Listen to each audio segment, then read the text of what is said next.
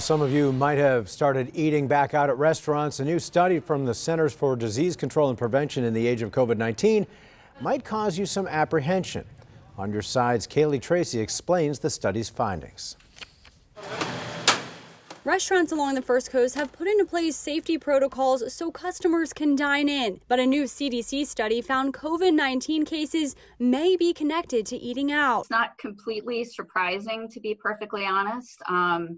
We know the virus spreads most effectively when there are people who are in close contact with each other. The study, published Thursday, found adults who tested positive for COVID-19 were twice as likely to have eaten at a restaurant within a 2-week period before getting sick. Researchers say not being able to wear masks while eating and the way air circulated in restaurants may be factors. If there's a restaurant that appears to be crowded and there's only indoor seating, probably not the best option and maybe a safer choice to choose a different location. Dr. Elizabeth Ransom of Baptist Health says eating outside is safer whenever possible and says if you don't feel comfortable, don't dine. It just really comes down to following safe practices. Ransom agrees with the CDC's precautions that staff wear masks, dining parties sit 6 feet apart, and stay home if you're sick. Use contactless payments if you can.